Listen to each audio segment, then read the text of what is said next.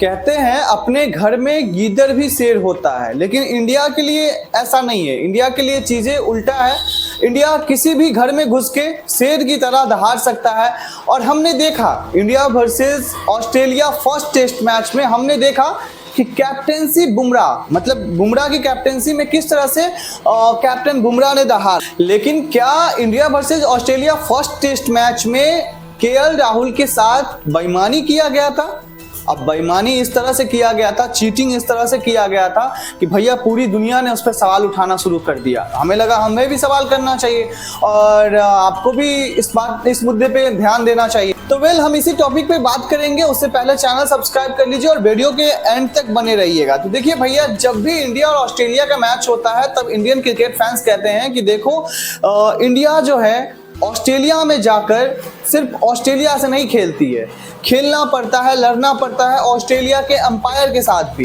अब ऑस्ट्रेलिया के जो अंपायर हैं, अब पता नहीं वो चीटिंग करने के लिए उनको स्पेशली बोला गया था या फिर उनका डिसीजन जो था भैया अपना ही डिसीजन था, क्या था इसमें लोग समझ नहीं पा रहे हैं। क्योंकि सारी बातें हम आपको समझाते हैं।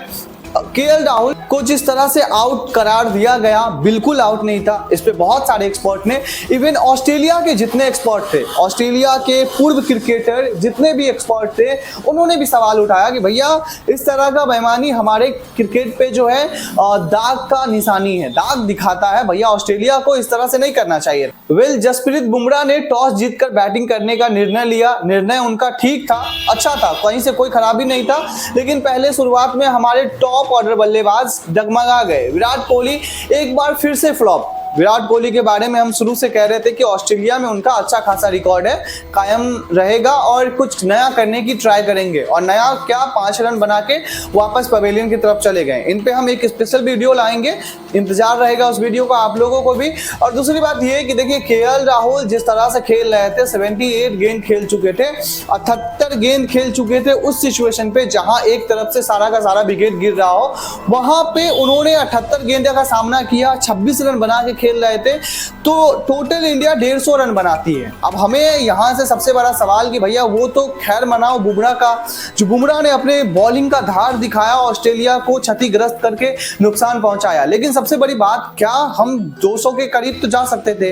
200 या फिर अगर केएल राहुल खेल जाते तो 200 पौने 200 इतना रन तो बन ही जाता। मतलब केएल राहुल जिस तरह से आउट किया गया, उनको आउट करार दिया गया। इनफैक्ट जब वहां पे दिखा रहा था कि भैया आउट नहीं था, अल्ट्रा एज जो आपको दिखा रहा है वो बल्ला जो है पैड में लगा है, इस वजह से। और ऑन ग्राउंड अंपायर जो थे उनसे भी निर्णय ले लिया गया, पूछा नहीं गया, बस दिखा दिया गया कि चलो आउट है तो आउट है।